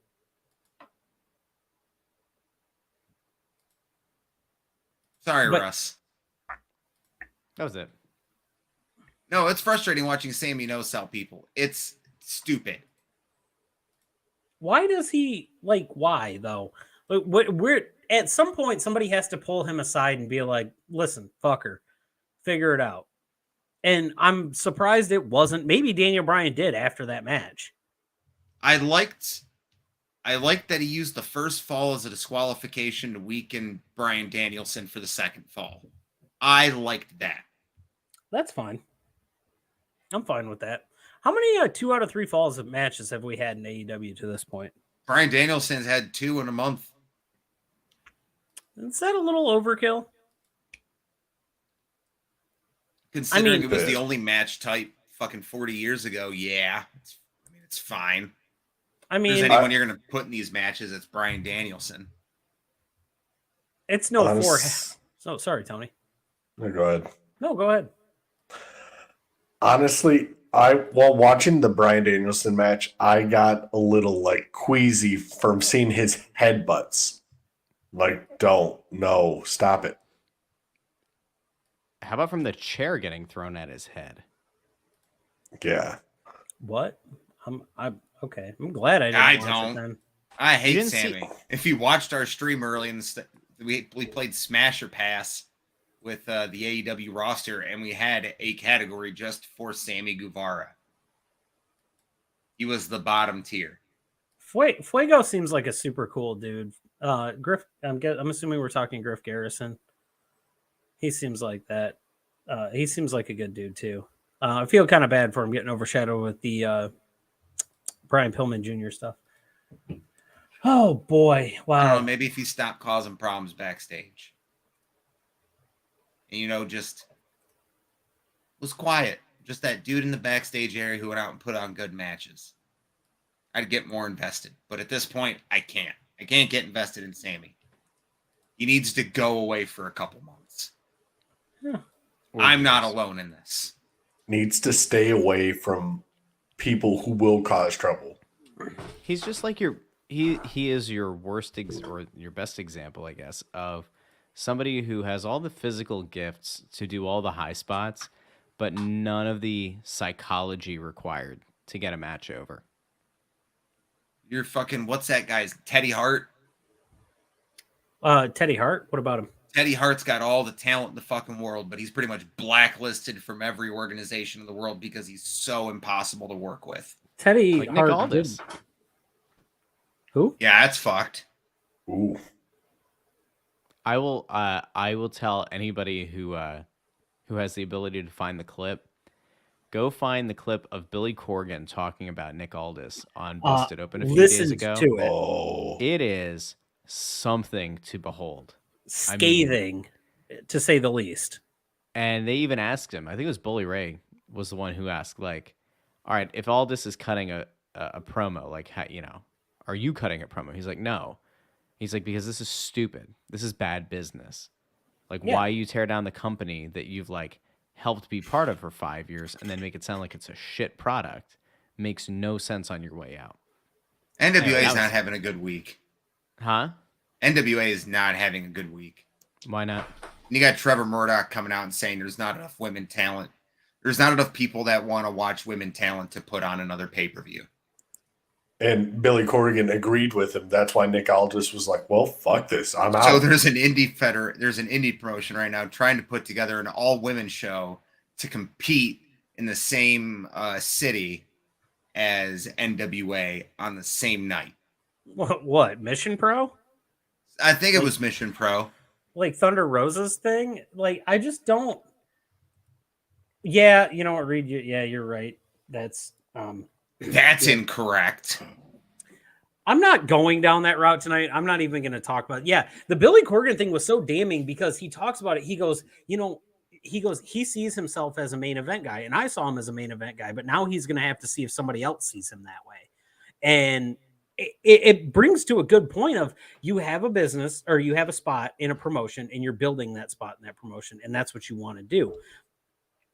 And if you want to leave, there's a way to go about it professionally. And from by all accounts, I usually hate taking the booker's side on it because they want to make their business seem as viable as possible. But in this case, it doesn't seem like Aldis went about it the right way. That's all I gotta say. No, and like here's the thing: if he's upset about not being booked as the guy the entire time, well, he's certainly limited his options because AEW will bring him in. He'll lose his first match. He'll get buried for a while. He'll pop up and like. That ain't working. Impact. Like, Impact might be the best place for Nick Aldis to go. Yeah. You're Absolutely. I mean, can you just imagine, like, Nick Aldis going to WWE and then being like, all right, you're going to be in a title program and we're going to put a belt on you. And he's like, well, good. Roman Reigns needed to have his reign ended sooner or later. And they say, no, like, we're thinking, like, the Intercontinental title. Can't imagine that goes over well with Nick Aldis. Nick Aldis shouldn't even beat Gunther for the Intercontinental Championship. U.S. title, if anything. He can beat Seth Rollins, but no, Gunther should murder fuck him. No, Reed, I didn't see that, by the way. Oh, yeah, Reed, I'm just not flashing up any comments like that. I acknowledge that it's there, but I try not to put anything up on the screen with that K word in there or like certain words that fucking... Allegedly, Teddy Hart unalived a person. Yeah, that's probably that's well known. So I didn't see the trailer for it though. I'll have to check that out. I actually haven't even sat down and watched Tales from the Territories yet, because I didn't know they did a dark side of comedy. I know it's not wrestling, but I watched the Chris Farley episode, the first one, and pretty much everything that everybody knew. There is a couple in there on that series that I'm interested to watch. The next episode is Andrew Dice Clay, so that'll be a fun. Oh, Hickory Dock. I would like to see a Sam Kinison one. I'm thinking season 2 we'll have a Sam Kinison one. Can we get a Gilbert Gottfried? Oh my god! First of all, him reading 50 Shades of Grey is one of the funniest things I've ever heard in my life. It is. It's fantastic. It was so erotic. You know what, Reed? Adventures of Ford Fairlane. So when I was a kid, I wanted nothing more than an apartment building with the glass blocks around the edge. Dude, you know how fucking hard it was to find that movie for Christmas for my dad one year? That's all he wanted. We had to fucking search high and low for that bitch. And my nipples puckered. Boy, I love me some Gilbert Gottfried. And like being a kid, you knew who he was too, because you had Aladdin. Yeah. It just all was there. Let's have that conversation for a sec. Is there, when people are like, why do millennials suck? All right. I want to bring this up to the older generation. We were raised where Gilbert Gottfried was a lovable bird. Not really lovable, but was still a bird. Iago in Aladdin. And where Bob Saget was the all-American dad, the wholesome dad in Full House. And then we had to, through the distorted video on everybody's cable box, we had to learn that Bob Saget's comedy was not Danny Tanner clean. And then we had to find out down the line that Gilbert Gottfried was not a fan of the Aristocats, but the Aristocrats. And no wonder we're all screwed up in the head. That's traumatic. It's funny you say that too, because we just sat our friend Kevin down to watch. You know who Donald Glover is? Yeah.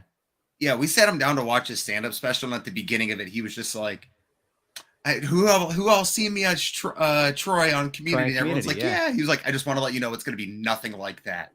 It's going to be real dirty. Like, I have kids coming in here like, oh, he's going to do Troy Nobben. And I walk on the stage and go, dicks. I've never seen his stand-up. Yeah, Weirdo. Yeah, Weirdo. It's one of my top 5 stand-up specials of all time. Where's that streaming, Clint? Netflix. Oh, Well, Yeah. looks And like he's I've just got like- something to watch It was after like we, I get think done around today. season 3 of Community he filmed it. Yeah, he's very young in it. So my grandpa had a cheater box, the one I used to watch wrestling with. Never paid for a wrestling pay-per-view in our life. Channel 16, instead of having the colored bars on it, now we were watching everything. So always had that. I was always watching everything. But HBO, so you would have HBO and Showtime late night stuff come on, and they would have the Rodney Dangerfield specials come on. That was my first introduction to Oh, Bob Saget, not Danny Tanner, but Bob Saget. And I was like 7 and went, oh my, like as much as a kid. I think that might honestly be like the first place that I like saw someone on a television use fuck. It Dude, was- my dad used to sit me down as a child and go, "We're gonna watch some George Carlin specials. We're gonna watch this Richard Pryor DVD. We're gonna watch fucking Eddie Murphy Raw. Delirious. So good. I was watching that shit. He was like giving me Sam Kinison DVDs. Like when I showed him, the first comedian I showed him that he loved was Mitch Hedberg.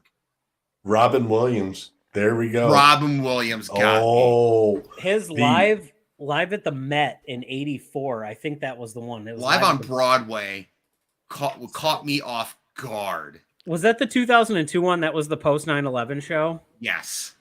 You know, as Clint went and talked about, you know, being exposed to comedy like that as a child, it's probably important to note we here at On a Forklift podcast do not condone in any way showing inappropriate content or that belonging to mature audiences to small children. Again, it is very important to note that we will not, under any circumstances, approve of such content. Thank you. So you guys remember when I disappeared for like 5 minutes earlier? Gonna get real in here because we're all 4 men. We're all hairy You had men. to poop. No, I didn't have to poop. Although that's coming. I had 3 Arby's roast beef sandwiches for dinner Okay. and a large curly. Oh, Yeah, I'm done. I'm done for. But you ever get a nose hair in your nose and you feel it and there's nothing you can do about it and just ruins your fucking day to the point where you have to stop everything you're doing and go rip it out? Yeah, all the time. sure. No, so it's not that. I just, you got to rip it out like a man. Russ is zooming in on himself.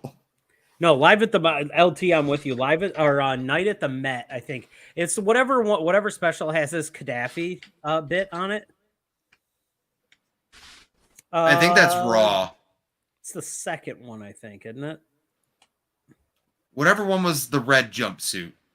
That's Raw. I think. Yeah, I had 3 roast beef sandwiches. I'm not doing well.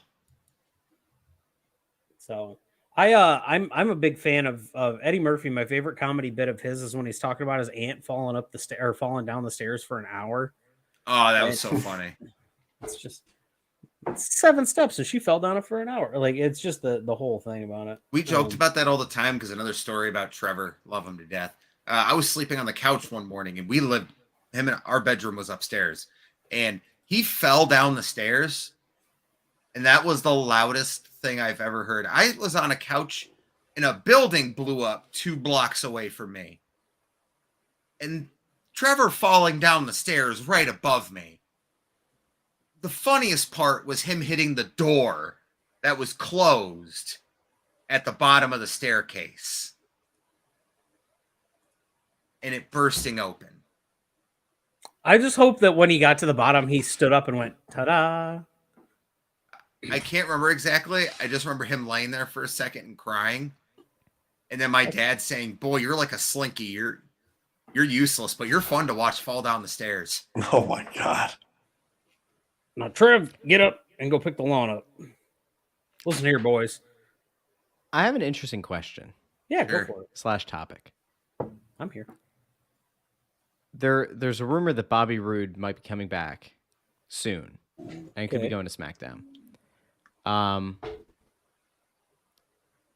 Can you think of another time that there has been such an incredible entrance theme For a performer, I think Bobby Roode's a good performer. I think he's underutilized. I don't think that Bobby Roode has been used appropriately in WWE.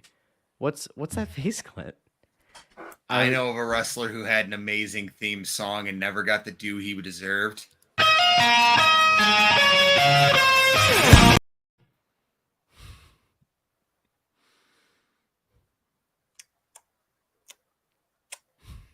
So that's where we're gonna leave this at. Are you so? Are you saying, Like great entrance? I'm saying like great entrance and like got a somewhat decent run. like a middle of the road talent, Yeah. but with a great entrance. Kind of like Christian. a mid card sort of. Yeah, dubbing. Christian's a good one. Christian's not a main event guy. Never should have been a main event guy. Won the title in ECW because it was like the handout to get him that. And then did he win the world title at one point for a second? He was not like, oh, he is injured. He's Yeah, coming back so he's from coming, injury. coming back and likely to SmackDown. But yeah, Christian's a guy. Clearly, He had a really cool entrance, but was okay in the ring. I'm not going Maven again, I promise. Goldberg. I really like Paul Burchill. Pirate Paul Burchill. His entrance was fucking cool. The whole pirate theme. He came swinging down from a rope. I was trying And to then have Vince- a serious conversation here. Okay, if we're being serious, I'm trying to think. I need James. Like the glorious Andrade. theme song. Not Andrade. Aleister Black. Okay, fair. He had the coolest entrance in NXT. And lost the title on TV. To a Johnny Gargano Tommaso Ciampa feud. And then did nothing on the main roster. Still had that wicked entrance, and then they changed his entrance music. Coming out. We couldn't hear you, Tony. Just like no sound. No sound. Are we frozen again? What did? No, he was talking. You know, I really liked Burchill until they put him in that storyline where he's trying to fuck his sister. That was a real thing. Yeah, Vince went, hey, height of Pirates of the Caribbean at their popularity, pull the fucking pirate gimmick. It's never going to get over with anybody, even though he was selling it great. And let's see if he can fuck Katie Burchill. Why not? Vince had a real bad obsession with incest storylines. And dead corpses. Can you hear me? So, Ethan, do you want to actually do a GM 2006 run? Yeah, I'm fine Start to with it. finish full year? Yeah, because I really got to understand why necrophilia is legal in Knox County, but not drag queen bingo.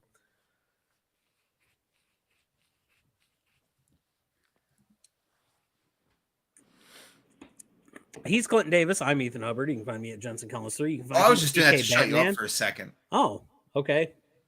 Thought you wanted me to do the ending. No, okay. Let's do this real quick before we go. Everyone gets one.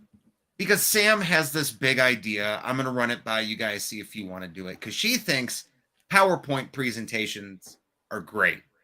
She wants the four of us to pick a wrestling subject. I've never seen Russ's face look that bad.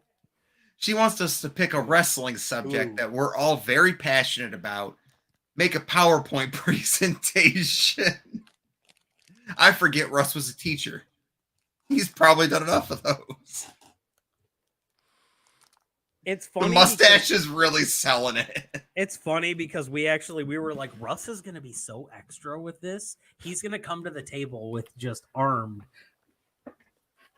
And we'll see who has the best presentation. Like, it can be a match, it can be a storyline, it can be something that you hate, something that you love.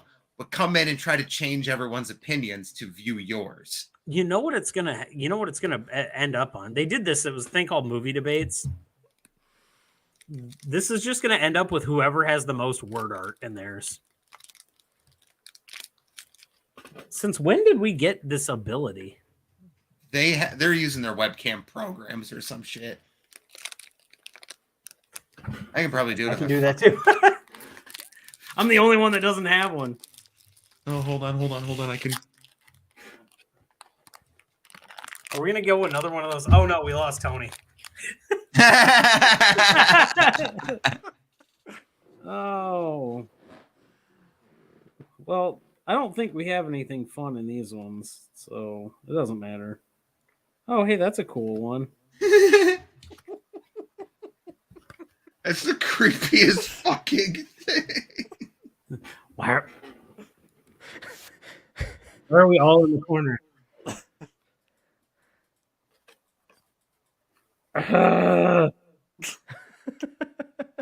So disappointed. All right, so is this PowerPoint thing really happening? Because I have questions. Sure. Good. We're workshopping it. We're workshopping it. We're seeing what the Like, you don't understand why Shane McMahon versus Kurt Angle is my favorite match of all time. I can make But a PowerPoint. you could put together a 300 slide explanation, and it's still not going to make sense. I wanted to do a subject, and then we all like worst wrestling storyline of all time. Are we limited to PowerPoint? Can we use Keynote? Can we use Google Slides? Can we use I think it's called Canvas. I need to look some up. form of it. Yes, some form of slideshow program and interpretive dance is welcome as well. Yes. it's okay, buddy. We're gonna be signing off here in a minute, but I like that. Can Go ahead. I present like evidence? Yes. Okay. No, you may not. Muted immediately.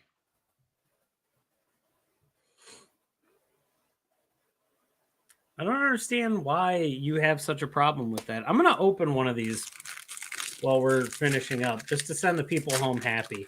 Maybe we're actually going to, I'm going to be honest with you. We're just because we have the majority of these. Dave Mastiff. We have them all. T-Bone. Gigi Dolan. Gigi Dolan. Oh, that just had a really weird shine to it. Okay, Gigi Dolan. Cool. There's Sanga? 2 of him. What? Pull the next one. One's autographed. No, it's not. No, it's not. There's just Same two. card. There's 2 Sangas here. Okay. Oh, Mark Andrews. I like him. Joe Coffey. Escobar. Santos Escobar. That's the number 26. We have the 1 as well. JC Jane. JC Jane. We have most toxic attraction Rampage here. Brown. Okay. Don't know who you are. Julius Creed. Julius Creed. Carmelo Hayes. Corey Corey Graves. Graves. Big fucking deal with that one. Ooh. A black Shinsuke Nakamura. Okay. Not a numbered card, but that's a pretty nice looking Shinsuke. We actually need that for our collection. And then we have LA Knight winning. Oh, so we got Cameron Grimes winning it from him, and then we got LA Knight winning it completely. Yeah, there we go. Hey, really quick. Yeah. I don't know if you guys saw this. Ric Flair announced that apparently he's getting to do an unfiltered, unedited hour-and-a-half documentary. Yeah, it's on the cock. On Peacock. That's too much news for me to handle. You don't know how to handle that kind of news. Do we really want to at this point hear Ric Flair talk though? I would rather listen to Jeff Jarrett talk. I would. On AEW Dynamite.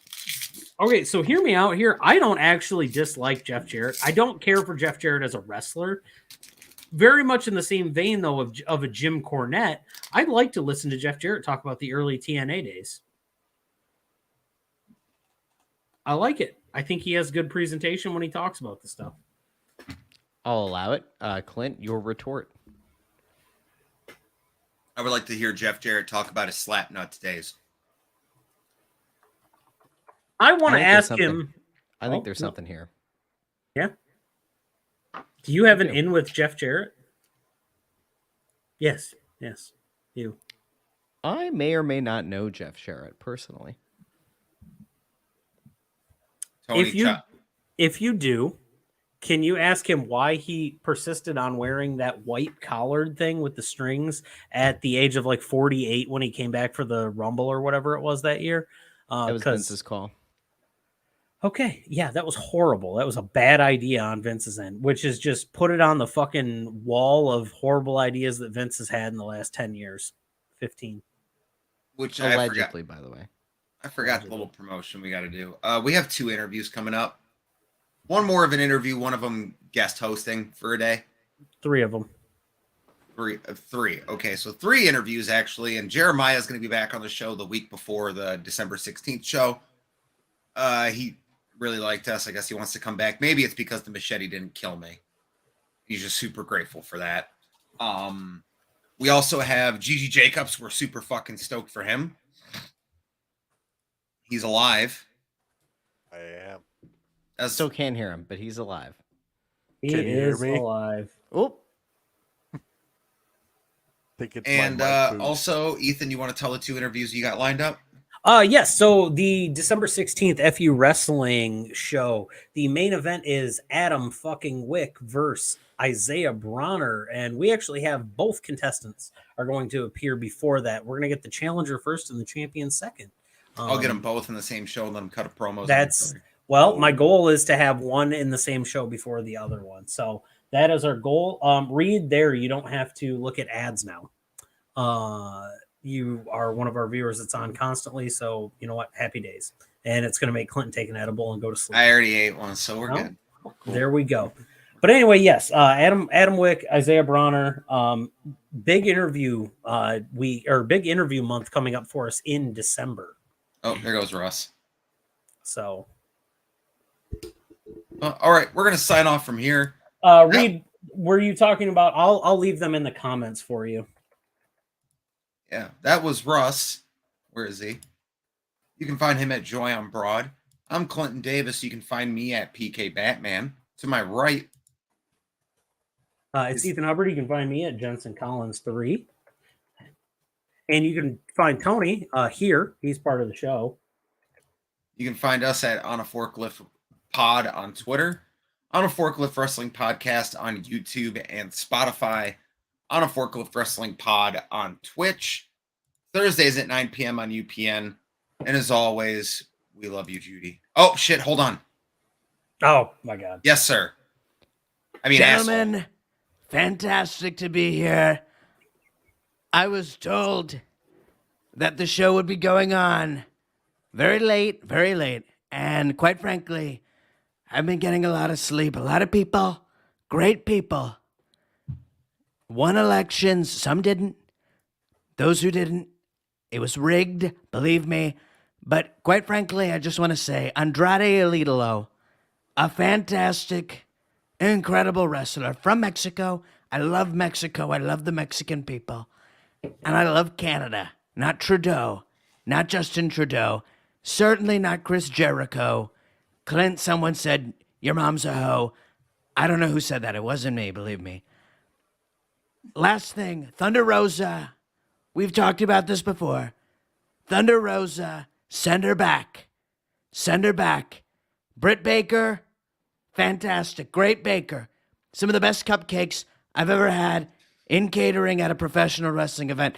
Dr. Britt Baker, DMD, fantastic. God bless you guys. Fantastic. Hey, Love Donald. the show. Donald.